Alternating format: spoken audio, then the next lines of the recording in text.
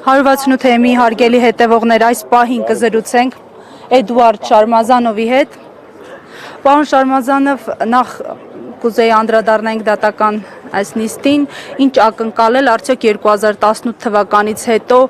այն իրավական գործընթացների վերջաբանին ենք ականատես լինելու, թե այս անգամ գոնե բեկում պետք է ակնկալել։ Տեսեք, ես առհասարակ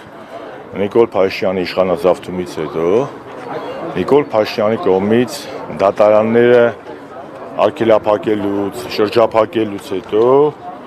նրա լեկտի հայտարարություններից հետո, երբ որ նա ասեց կա տես դատավոր, որի մասածը չանի, երբ խոսեց վնգստացող դատավորների մասին,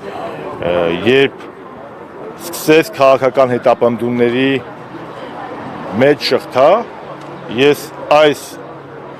համակարգից որևէ դրական բան չեմ սպասում։ Ինչու՞, որովհետև Հայաստանի Հանրապետությունում իմ խորին համոզմամբ կա մեկ մարդու իշխանություն։ Այդ մեկ մարդը Թուրքիայի եւ Ադրբեջանի 5-րդ Շարասյան շահերը սպասարկող եւ ըստ իս նաեւ այդ Շարասյան ներկայացուցիչ մեր տրոյական ծի, Հայաստանի տրոյական ծի, այդ կարգավիճակում ունեցող Նիկոլ Փաշինյանն է։ Հիմա դրանից ինչ պետք է սպասենք։ Նիկոլ Փաշինյանը կուզի Արմեն Աշոտյանը կլինի այսօր ազատության մեջ։ Նիկոլ Փաշինյանը կհրահանգի, որ Արմեն Աշոտյանի վրա դնեն մի հատ Քենեդու սպանությունը, կդնեն Քենեդու սպանությունը։ Սա է խնդիրը։ Մեր նպատակը մեկն է,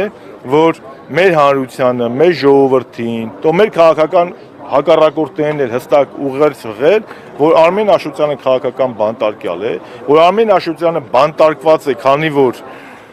Արցախն էլ պաշարված է Թուրքի կողմից, Թուրքը պաշարել է Արցախը, Նիկոլ Փաշինյանը բանտարկել է Արմեն Աշոտյանին։ Արցախայությունը թուրքերի ու ադրբեջանցիների բանտում են, ասինքն բանտարկվածությունը թուրքերի ու ադրբեջանցիների բանտում են, ասինքն բանտարկված են, ազատությունից զրկված են Արմեն Աշոտյանն է նրանց կամակատար Նիկոլ Փաշինյանի գործողությունը։ Տարբեր սոցհարցումներով այդուհանդերձ պարզ է դառնում, որ քաղաքացիները տեղեկացված են, որ ունենք երկրում քաղբանտարկյալներ եւ առաջին անունը, որ նշում են Արմեն Աշոտյանն է։ Ինչ կարող են անել քաղաքացիները։ Գիտեք, ամեն ինչ էլ կարող են անել։ Ոնց կարող են շահ մարդու պայքարը սահմաններ չունի։ Մարդու ոգին։ Պարզապես կարելի է այդ ոգին կոտրել, հասցնել պլինտուսի մակարդակի, ինչը եւ անում է Նիկոլ Փաշինյանը, իրականացնելով Բոլթոնի ծրագիրը, նատոա-թուրքական, ըստ որի 18 թվականի սեպտեմբերին Բոլթոնը հայտարարեց, որ հայ ժողովուրդը պետք է հրաժարվի իր պատմական գաղափարներից, եւ լինում է ոգու պորտկում, ինչպես եղավ 88 թվականին մինչեւ 18 թվականը, երբ որ հայը հաղթացել։ Նույն մարդն է։ Պարզապես նայած ով է իշխում, Գարեգին Նեժդեին ասում է նույն բանակը եւ նույն հասարակությունը, նայած ով է նրան առաջնորդում, կարող է եւ հրաշագործություններ կատարել եւ խայտարակություններ ծնկի գալ թշնամու առաջ։ Հիմա